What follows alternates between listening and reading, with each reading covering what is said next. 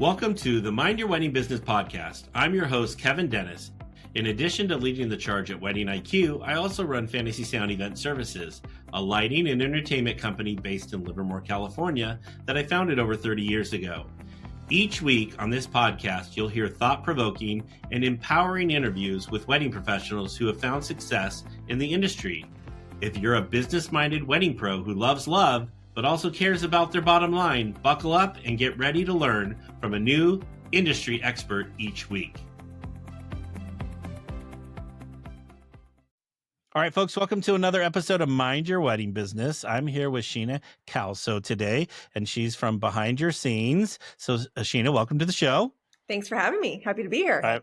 I'm excited to learn a little bit about what we're going to be talking about today. But before we do, I'm going to let you tell us a little bit about yourself and how we got you here today. Yeah, well, I'm actually a 20 plus year wedding veteran. My career started in weddings as a wedding planner here in Seattle, Washington, at actually the birth of social media, which is relevant here in a second when you see where I end up. Mark Zuckerberg and I started our business at the same time. We went on different paths, but he made a little bit more money than I did. I started my business in the wedding industry. So near and dear to my heart, I started in 2020 or 2003. So about when social media began, my business began, which is funny because that's what I ended up being in. But I was a wedding planner here in Seattle, Washington. I know the industry. I love it. I know all the pain points of being a small business owner, wearing all of the hats. I had chosen to hang up my hat, my planner hat, in January of 2020, which was just 2 months. I was going to say, wow, that was like perfect timing. It was amazing timing. Yeah, it was incredible timing. I retired in January 2020. I had actually already didn't have any weddings lined up for 2020 because I kind of knew that was on the horizon. So it was just like divine. It was really, really great. And it was also terrifying watching all my peers and just what was happening with the business, with the industry. I was still in all the text threads and it was terrifying just being like, oh, what is going on? But through that, and then I was kind of in this limbo, as a lot of us were, especially in 2020, where it was just like every day, every 7 days, life changed.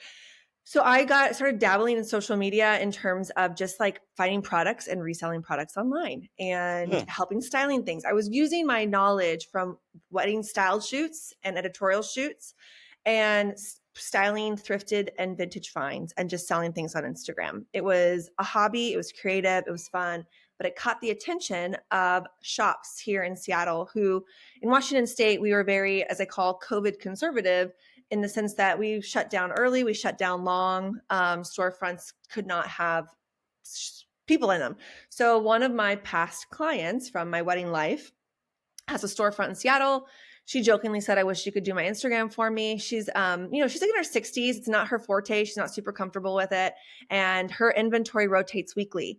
It's kind of like an estate sale furniture place. And so she had this unique challenge of like, my stuff has to like rotate, but I can't get people in my shop, which I guess is every big retail problem in 2020. But, I was like, well, I don't know a wedding planner anymore. And my kids are homeschooled, which was just throwing YouTube up and saying like, I hope this is teaching you something. And I go, I've got some time. So I started kind of passively doing this business where I was social media managing for one small business, and I kept her place open. We got to play with it. We got to style, furniture and all these different things. Again, felt very much like a styled shoot, and a lot of knowledge from my wedding life played into that. Word spread, fast forward 3 years, I ended up having clients locally and all over the country where I would do social media management for people. Oh, wow. Again, yes. So tapping into that creative play, the sense of, creating environments. So it's fascinating how much of my wedding planning and event planning experience really crosses over into this field. You're creating experiences. Well, then I had an aha moment in 2023 of October. And it was that every single client, no matter who they were, where they were from, whatever, their number one struggle was actually having content for me to work with. Like I cannot cook if I do not have ingredients. And for my local clients, an easier problem to solve. They would pay for me to show up to their business and capture content and whatnot. But for my clients everywhere else, I'd send them with marching orders. And, either they'd forget to do it, or what they sent me back wasn't like very usable. And it was just kind of like, Oh my gosh, the problem isn't like people don't like social media. I mean, is a problem. The problem isn't the social media. It's the first step. Like we're not talking about the first step of social media, which is the content capturing. So I use the term. So today, I am a business to business content capturer. It's not a term that people use a lot. It's usually content creator, but I like the difference because for me, my goal is to be capturing people in their moment, in their element, documenting. I'm like a documentary film crew of sorts, documenting you in your craft so that you have ingredients to work with for your social media. And so I ended up getting rid of the whole management side of things and hyper focused on the content capturing. So today that is, and it's so exciting because people, wedding planners, it doesn't matter what business is, but I do work with wedding professionals. Being one myself, again, birth of social media happened when I was wedding planning, but my Instagram sucked when I was a wedding planner because when you're on the job, you're not, what are the optics of me having my phone out? And I know it's more common now. Back then it was really bad optics, but like, how do you do your job and also try to be your own content creator? It's just, when it comes down to it, you got to focus on the job. So that is the problem I solve. And that is where I am today. And I love it because I bring 20 plus years of event planning knowledge to the event site. So I'm not just this young pup with an iPhone. I'm an older dog with some tricks. And an iPhone.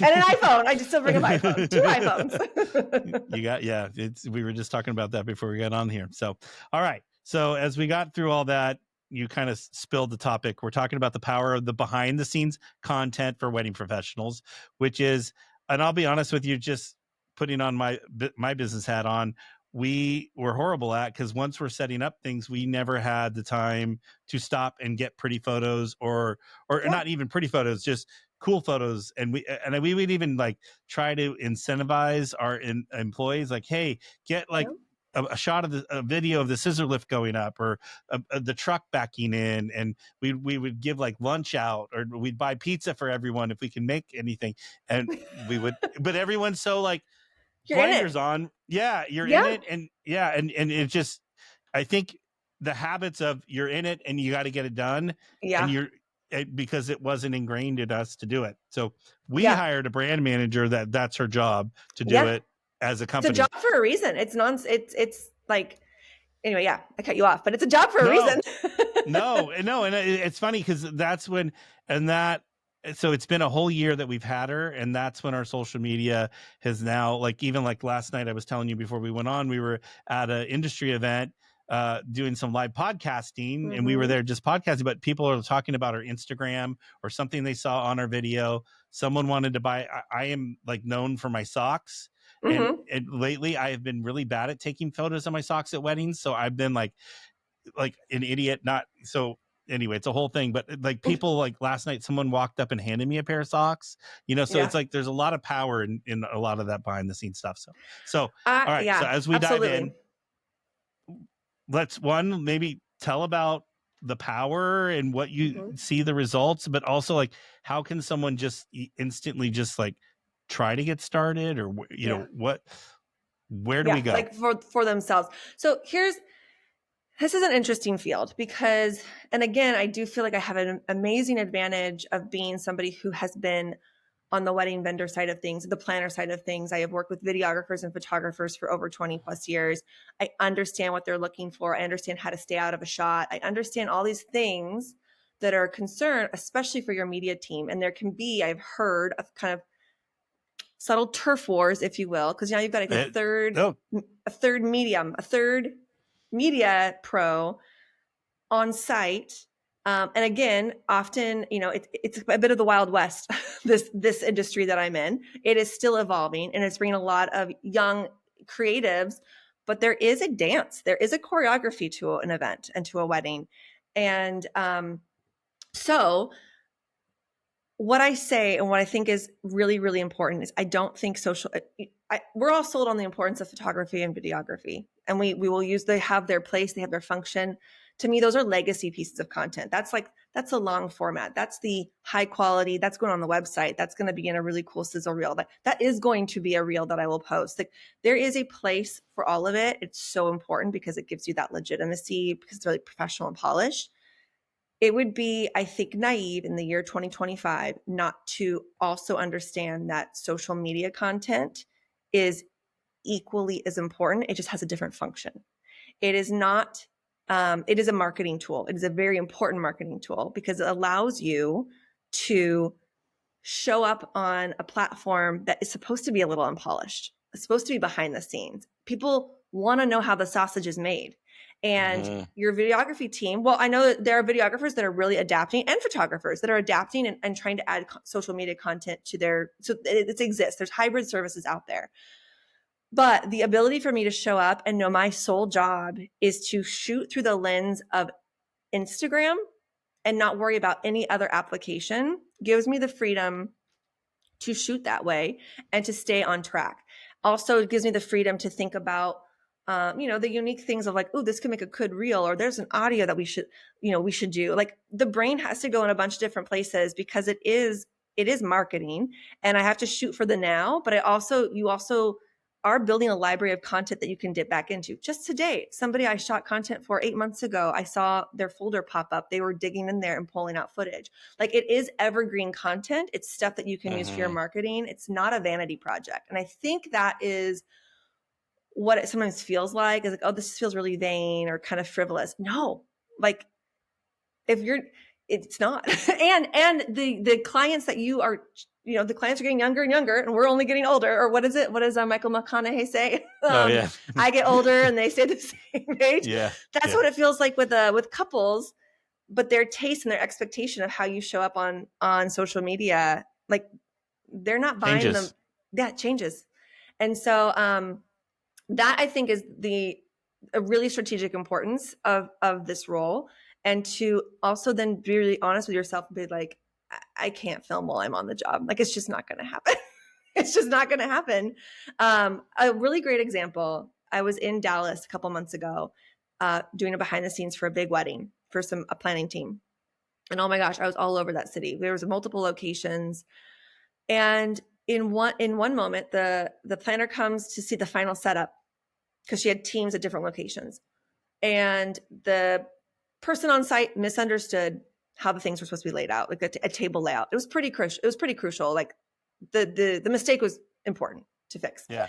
And we had, I think last photos were supposed to happen in about 30 minutes. Guests were showing up in an hour, and every single table in this giant ballroom was off by about 6 feet. Like, every single fully set table with the floral up above. I mean, fully set for photos, and everything was off by 6 feet. That's a big deal. Huge deal. And the floral team left. Like, there was nobody there but the planner team, and then me. And I saw an opportunity. I was like, okay, I have 2 cameras with me. I was like, we're going to film, we're going to time lapse this, because she's going to pull it off because she's a professional. It's going to happen. Yeah. We're going to document this like miracle that's going to go on. Also, I am going to help because the wedding planner and me, you can't really pull it out. I was like, I did at one point was like, I put a phone on a tripod and was helping move tables a little bit, but we filmed the whole thing. We did it in 25 minutes. I'm going around and capturing them fixing a major snafu. And it's up to them how they want to use that footage, but like, how cool is that to be like, we faced a problem. This is the work ethic of the team. We got it done. The client, and then I get the footage of the client walking in and being overjoyed and hugging the couple. My focus was capturing that wedding planner and that team do their job excellently. The bride and groom were just an accessory to the story that I was telling. Yeah. And that's where I think people forget. Yeah. Mm-hmm. Yeah. The videographer gave me maybe one of the best compliments I've ever received from a videographer. In fact, to the point where I said, I'm going to send you a Google review link and I'm going to need you to type that out, please, because that was amazing. But he basically said, he's like, I forgot you were even there. And I was like, oh, wow. That's really good. Amazing. Now, he forgot I was there because we weren't shooting the same thing. I'm sure that would have been a different dynamic if the couple was my client, but my client was the planning team. So I'm even getting the videographer doing work. I'm getting the photographer doing work. I'm getting all the vendors in action. I'm trying to tell the story of like, here are how these magic makers make the magic. And then I get the reaction shots. But like, I also know I'm behind the shoulder of every single media pro because I don't want to get in their shot because that's, their job. Like it's all these like moving parts. And it was just a really amazing experience. The wedding planner was thrilled because she's like, you documented exactly what we do. Like you showed the thing that we sell. It's really hard to articulate what we do all day, but like I captured all of it. And so it's so powerful. And now they've got this massive library of footage that they can use over and over again and then combine with future pieces of footage. So it's just it's so powerful. And people again love to see how the sausage is made. Those reels always do better.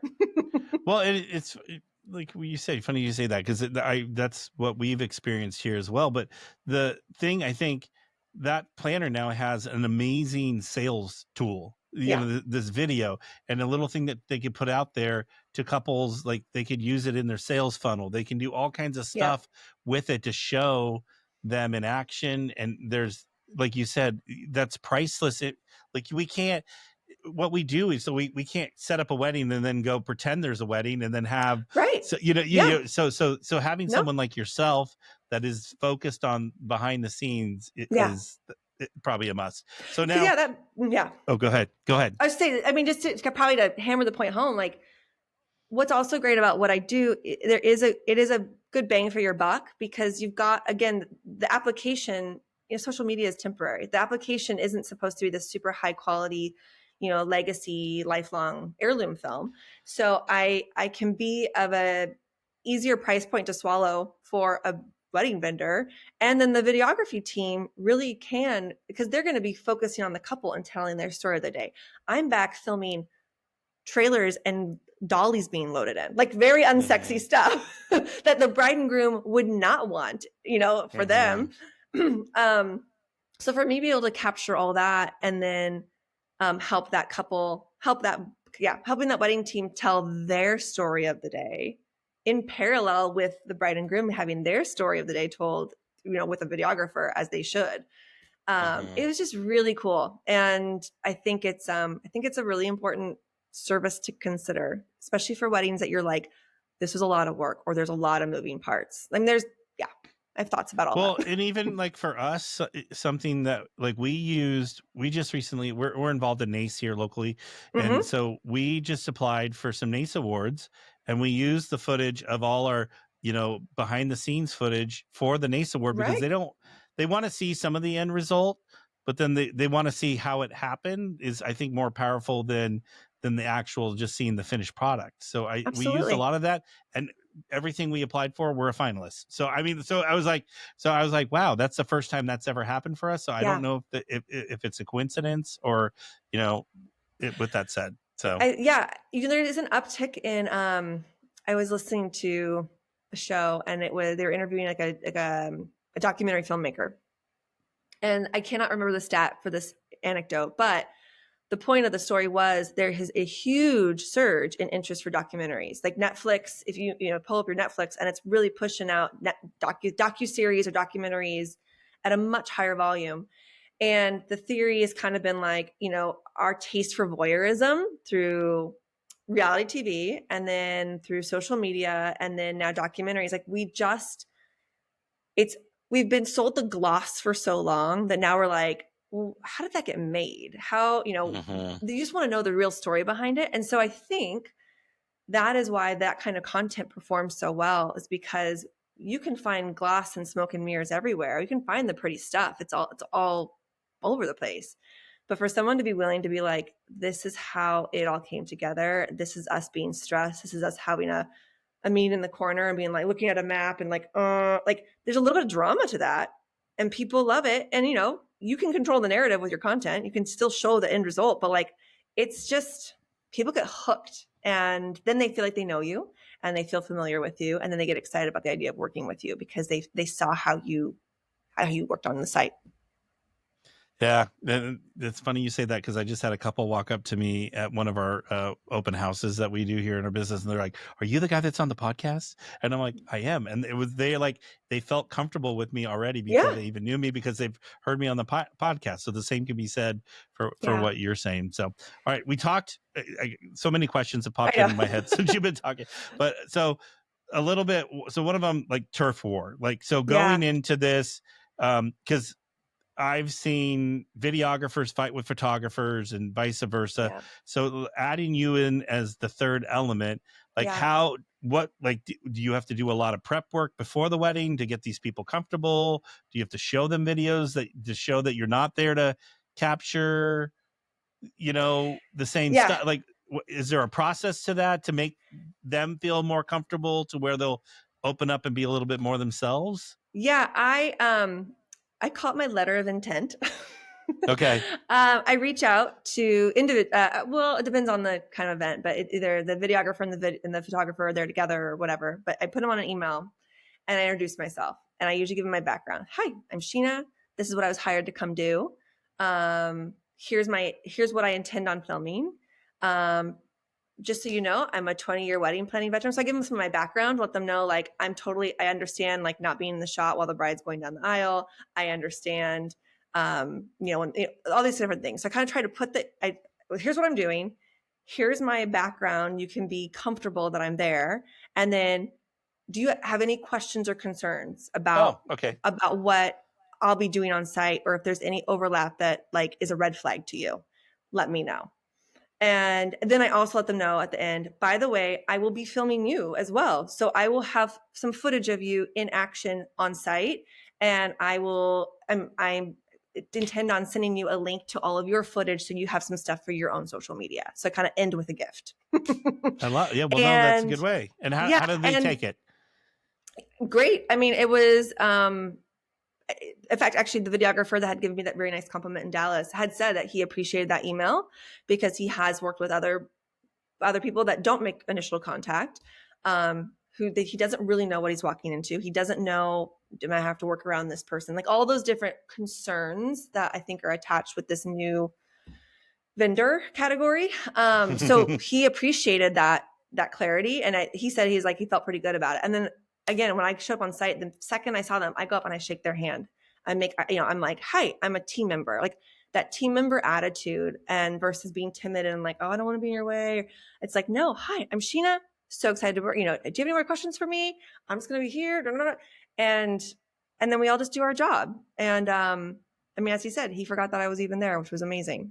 Best compliment I could ever receive. 100%. It really. But that's how I would recommend for people that are trying to get into this, or if you are a professional bringing your own content creator, and they don't initiate that sort of letter themselves, either ask them to or do it. I would say, just to make things not awkward on the day of, do it on their behalf. Like say, this is my intention. This is what I'll be filming. X, Y, and Z. I think it's better to come from the content creator, but if you're hiring somebody, I would ask them to make pre-contact with your other media team vendors. Yeah. And like I said, we have the brand manager here in our office, and she's been doing that. And she's only hit negativity once with one person. Oh, really? But yeah, okay. But she even offers, she goes, I'm here focused on our company, but if I get you, you're welcome to like you said, wrap it up with a little gift at the end. And she offers a little gift, and most people are like, oh my God, I would never, like, for a videographer, how often would you get someone shooting you? I don't have anybody filming me. Like I need a Sheena for Sheena. That is like, and I do understand there can be issues. I was talking with the planner in New York. Seems a little bit more contentious out there. And I think a lot of it has to do with like exclusivity rights and like the fear of footage leaking because we want to, that kind of stuff. So like luxury planners in particular, maybe there's not NDAs or that kind of stuff involved. And so I understand the scope of work, and often, in fact, so far for weddings, I have never posted live, like in the moment. Some of my corporate events, I post to stories in the moment and just keep like the flow going. I just film and then I deliver the assets to the planner, and then they can decide what they do with it. So I assure them of that in the email as well, as like, I'm not posting to social media in the moment. I'm simply just documenting. and handing over the footage to the planner. If you want to ask them about, when they plan on using it, that's up to them. Now, is everything you do video, or do you take a few stills along the way as well? I mostly do video. I do a couple stills, but I've now gotten to a point where I've figured out how to, I film in I have my camera settings high enough that if it's a great shot, I'll just go and I'll screen grab the frame from a video. And it's good enough for social media. And it's perfect for social media. So when in doubt, I'd rather film because I often get the more organic still shots by doing a screen grab. Yeah. And it feels like today's couples are more apt and more responsive to video themselves. So that's absolutely. And they're going to get these beautiful photos from they want to post the photos from the photographer. Like that's when they're going to look like movie stars. So I don't think they expect photos from me, and I don't really think about it. Yeah. Yeah. So now you mentioned, is it easy to fill up your phone on the day of? Like, is it? Oh my gosh. Okay. Yes. Can I tell you, I did a job a month ago. And I am friends with a gal who does content creation for couples. So she works directly with the couples and they hire her. And she's got 2 phones. And her whole thing was like, well, it's hot in Florida. And so if your phone overheats, I got to flip to another phone and the whole thing. And I was like, God, it's a good point. And it got me thinking, gosh, what if my phone failed on a job? That would be really bad. And in fact, I had busted a lens on a phone, but it was at the last minute of this conference, and my phone hit a laser beam and it shattered the pixels in my lens and it created this crazy flare. So I would have been screwed if that had happened at any other point in the conference. And it was a really like, oh, Sheena, like, don't be an idiot. Photographers and videographers come with backups all the time. They have multiple lenses, multiple cameras. Like, don't be a dummy. So I ended up getting a second phone. And then literally like 3 days later, I went to a conference and I shoot it on my everyday phone. That's like my go-to. And 30 minutes into a 6-hour day, it said memory full. And I was like, what? And so the secondary camera was just set up to do a time lapse. I was just doing some time lapse stuff, thinking that was fun. And I was like, well, we're not doing that anymore. So, boom, no problem. Totally seamless. It all worked out fine. But I just had another, like, if you're hiring somebody, ask them what their backup plan is. I had a backup plan when I was wedding planner. Why wouldn't I have a backup plan now? So I take it pretty seriously, but yeah, it can happen. Or the heating up thing. I'm going to have an outdoor event tomorrow. And it's supposed to be pretty hot here. And I got thinking, I'm like, gosh, my phone's probably going to get hot. So I'm probably going to have to toggle between phones. And I'm actually going to pack like an ice pack in my backpack and just kind of stick it in there to keep the phone cool and then flip flop. So it's stuff like that you learn on the job that, makes you better at your craft when you're out there prepared. Yeah. And you put it in a little Ziploc bag, put it on some ice, and it keeps it. Yeah. But I saw, we had a content creator here that worked for couples, and it was a hot day, and she would sandwich it in between these little ice packs and as she was switching phones, and she just put it in a Ziploc bag because nothing would happen to it and keep it cool. So, all right. So outside the phones, tripod, tool, like, do we need a lot more tools, or other than someone knows? You got to kind of know what you're doing with the iPhone. That's part of it too. I'm sure you could probably give a class on how to get better photos out of it. I do have a whole method. It's called the BYS method. I teach people how to do it. Yes. I teach people and teams how to do it. So that if you do have a staff out there, everybody's photos and content looks the same. So you could seamlessly edit it together. But here's my this is my background from being an event planner. The more bells and whistles, the more things that I have to attach to my phone or set up, the less likely I will capture the content. I call them friction points. I want to be able to keep eye contact with my subject and get my phone out and start filming without having to unlock the password, find the app. Like, every little action is a friction point and it slows you down. And so for me, because I think simplicity is king, and simplicity is what actually allows us to kind of turn it into a mindless habit and do it more often. I don't actually use a gimbal. I don't bring anything. I bring a tripod just in cases. I bring a light just in cases. I don't think I've ever used any of the things I bring. I bring stuff. I bring mics. Sometimes I'll do little interviews. I bring mics, a light, a tripod, Backup batteries, I absolutely I use was gonna those. say you probably have to have one of the I have, backup have quite a batteries. few backup batteries, but my aim is to create to have the lowest profile possible. I don't want to stand out. I'm not standing right now. I'm a 5'9" like redhead. It is hard to blend in sometimes.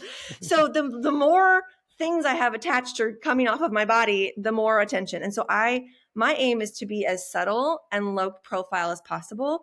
I think that also taps into my wedding planning background. Like you're supposed to kind of just blend in, and you just don't, so I think about what I wear.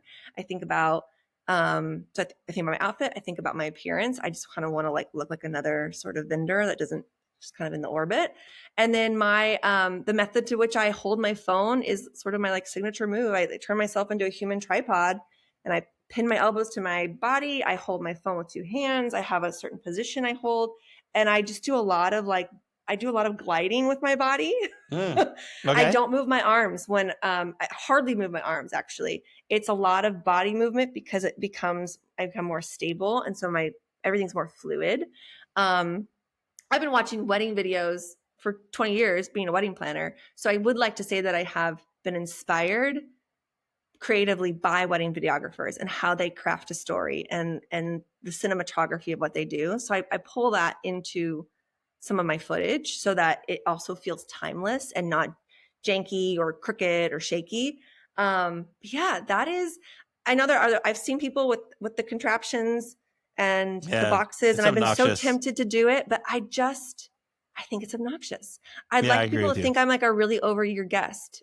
Mm-hmm. that just like really loves her phone. And that's my method, because also a lot of my subjects don't want to draw attention to themselves. Like, I don't want it to be obvious that I hired someone to film me on your wedding day. Like, I don't want it to be like the Sheena show. If I were the planner, it's not the Sheena show. It's the couples show. And so I take that into account and think, how can I be as low profile as possible? And that's by having literally just, no gear, just my phone, a very sleek backpack if I need to carry my batteries. Otherwise, it's just me going all day long. So that's my philosophy and approach. No, and I think it's great. Well, and like I'm sure you have the latest, greatest iPhones, because the newest ones, the image stabilization in that is so amazing. The cameras get better. I mean, like every fall they release. So, I mean, and then they show you what they film, like motion people are making motion pictures off of iPhones right now. Yeah. So the fact that you should be able to get pretty decent quality footage, and especially in low light, and the low light feature in these things now is incredible.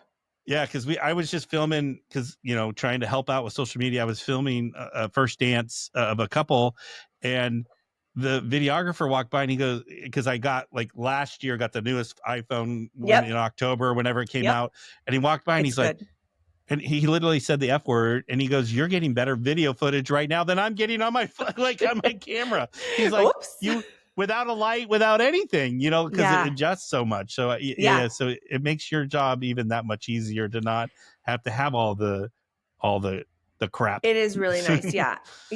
I bring the little flashlight and everything, but I'm like, I don't want to be holding a light. I don't know. I don't want to draw attention, because that's like my subjects. It's behind your scenes, right? It's like I really want to truly be like behind the scenes and not draw attention to myself or my client, because they don't want to be the center of attention. Yeah. All right. So what type of like behind the scenes content like resonates with couples you think the most? If I'm a wedding pro wanting to do this, like, and where is there the setup, the tear down? Is there, people love, so you're going to do an event and you're going to get all these gorgeous photos of your work. I love combining the setup with the final product shot. People love to see the flowers being rolled in, the buckets, and there's a couple planners that I follow who do a really good job of behind the scenes stuff on their Insta stories on the day of, which is phenomenal to me. They must have giant teams, because I'm like, how do you have time to film this? But watching like the unpretty stuff, people just find it so fascinating. And then it's like a magic trick. And then it's like, and then boom, here's that stunning arch, or that, ending the story with the final product and use the photos from that photographer. Like that is really, really interesting. Because it also shows, again, couples can find beautiful photos on portfolios and websites, but it hooks them in and makes them really bought into, I don't know, it just feels like cooler to be like, I just saw how that person made that.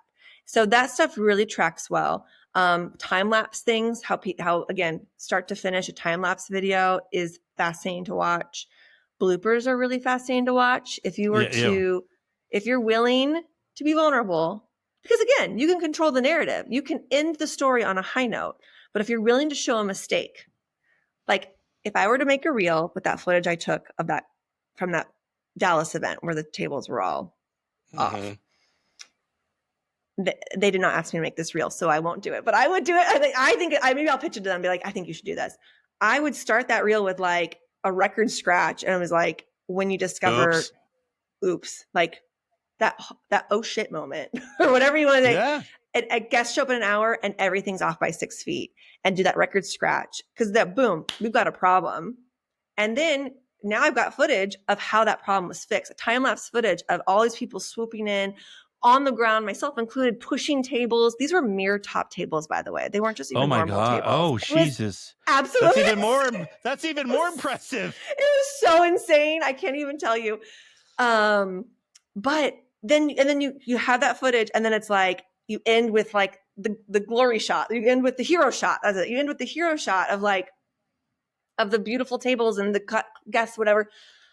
I think that stuff is so cool, and people love to see it, and it builds trust, right? It's like, oh, yeah, they're human. Everybody's human. They made a mistake and they fixed it. Like that's what I care about as a client. Yeah, I don't care that you made a mistake. I want to know how you're going to fix that mistake when it's made. To me, like that's we're all not perfect. Shit happens, and we exactly. So how do you solve a problem? And how do you react? I think is how do you react? And they were calm under pressure. So to me, like that is also the power of just having somebody filming, you drop a vase and it just shatters. If that got caught on camera, I'd start a video with that and then reel it back and be like, how the load didn't happen. And then be like, this is how we fixed it. People want to know.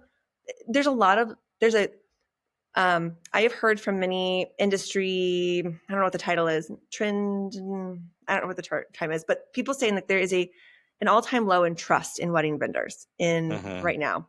People are feeling like they're getting scammed. They feel like there's smoke and mirrors and getting hoodwinked. The Reddit boards are all lit up with conversations. So what better way to instill trust and that you're not a BSer if you show how you handle mistakes? Like here's the flaws, here's how we handled it, and this is how kick-ass that event was when it was all over with. Like that to me is like, that is such a trust building piece of marketing material. Well, and it's impressive that you didn't let it just go. Like she could have said, "Oh, right, we're just going to roll with it," and it was a mistake, right? And but the fact that nope, we're going to double down and we're going to make this right, I think says a lot to the ethics of that planner. Like it's and I was able to then get her. I mean, getting the power of like her being my subject.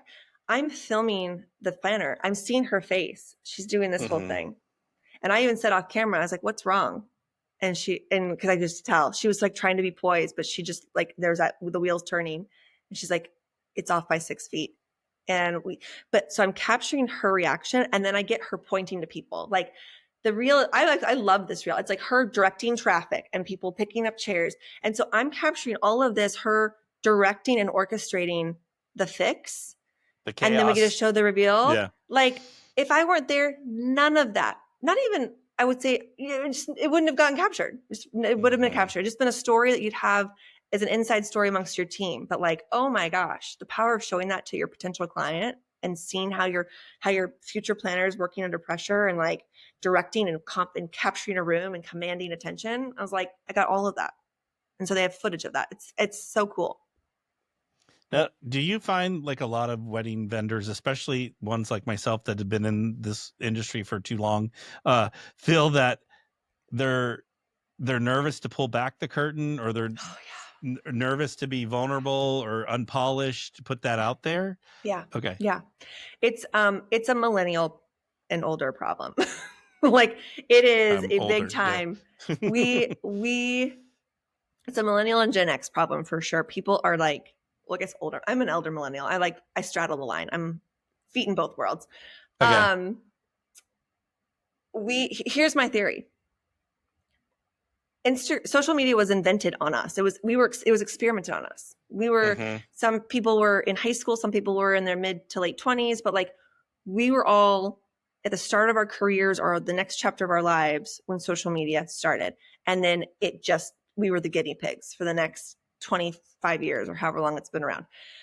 And we've seen all the iterations, and we got when it was like, oh, now it's for business, and this is the polished look, and this is the curated feeds and the colors matching, and you're controlling the narrative. That's what our brains latched onto the most, and that was what we were believed to be the right way, and it was for a season of time. But the pendulum has swung back. A younger generation is coming up thanks to TikTok. Like, they don't like the polished stuff. They think it's a sales pitch.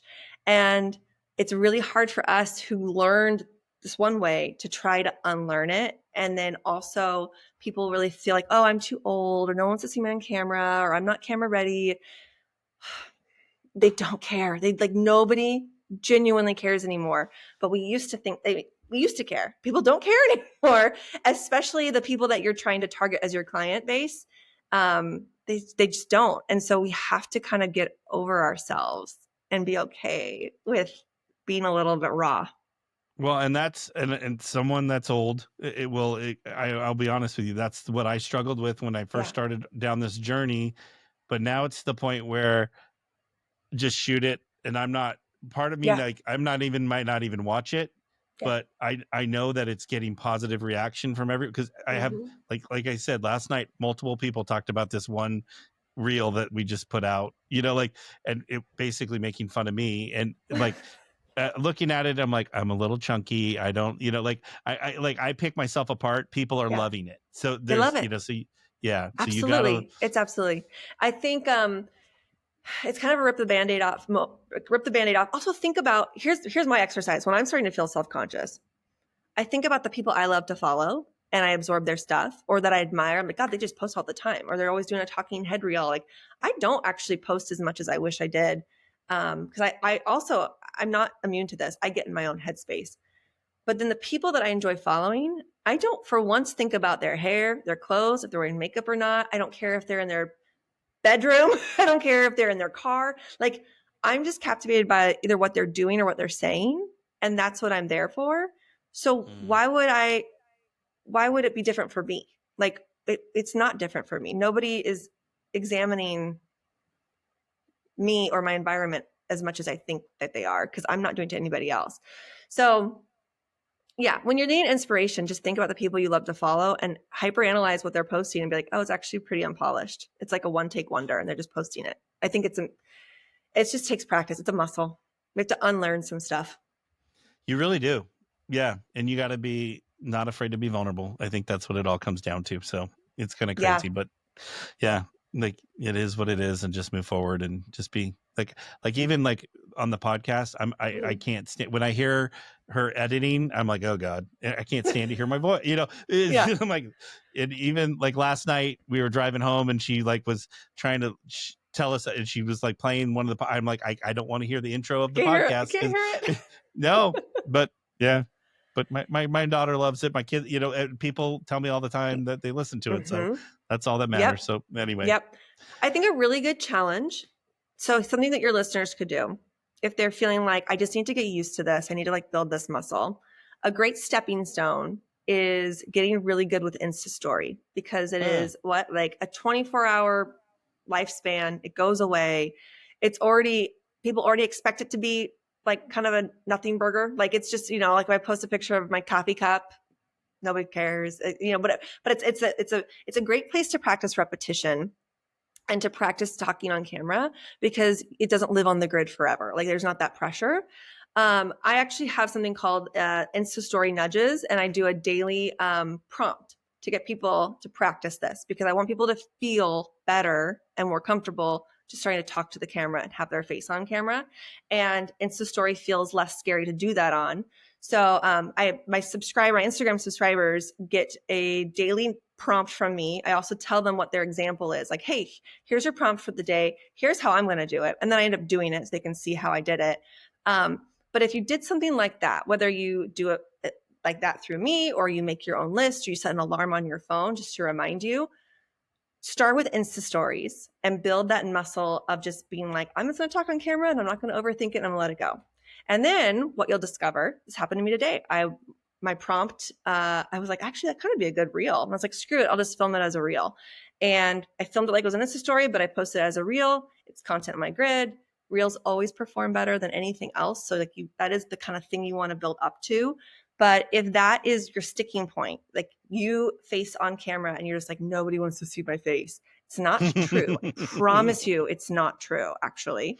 You will also notice that anything you post with your face on it will outperform anything else you post. I mean, things with a human face always perform better. Things with the business owner's face outshine the other content.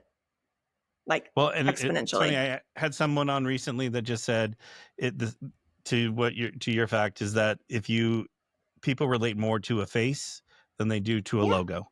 And so that's why so many people now are doing, having one content creators, but also influencers. That's why it's becoming such a big thing, because people would rather see people using the product than the actual logo of the brand itself. So absolutely. Yeah. So yeah, build that muscle. Start with Insta stories. Also, Insta stories, you will discover that people sleep on Insta stories. They're actually a really powerful way to create engagement, because it's pushing stuff to your existing followership who are already fans of you. So you often get more likes and comments and engagement, which is really great. It's like really great for your algorithm. It's like a little vitamin. Like, treat Insta story like your daily vitamin. Don't sleep on it. It's important. That's a good little nugget. All right. You actually answered my last question that I was going to ask you, is like, how do we start? So so you were phenomenal. We've actually hit our time limit. So Sheena, thank you so much. No, you've done a great job. No, it was just good. Like, I think we could talk for another 45 minutes and get even more into it. So, but how can people find you, get in contact with you? Yeah, so I'm on Instagram, as you'd expect. It's behindyourscenes.co. That's also my website. Although if you go to my website, let me check it out. It's great. It's actually going to go over a big overhaul, because over the last year, a lot more services and things have popped up. But what I really would love to send people to is I talked about how I can teach people how to take better content. I can do it in 90 minutes or less, and your stuff will instantly look better. It'll look uniform. I can teach teams. It can do it virtually. I can do it in person. If you go to behindyourscenes.co/BYS-method. So the BYS method is what I teach. And that just kind of gives you a little snapshot into sort of how I teach people how to do this. And not teaching other content creators. I'm teaching business owners. I'm teaching real estate agents. I'm teaching wedding planning teams. Like, if you've got somebody on your team that you want to have come and do this role for you at your events, have them do the BYS method, because then everything they take will be usable quality footage that you can use over and over again. So yeah, I'm really excited about the BYS method. I travel to do it. I do pop-ups. So I come to different cities. I'll be in Chicago, and I'll be in Dallas, and I'll be in San Francisco. So popping up all over the country. Would love to come to your city. Love it.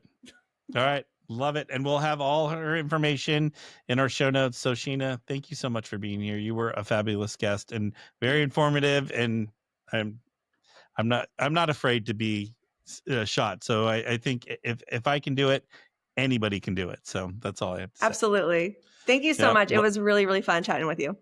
I enjoyed it. Thank you, folks. And we'll see you next time on another episode of Mind Your Wedding Business. We'll see you soon.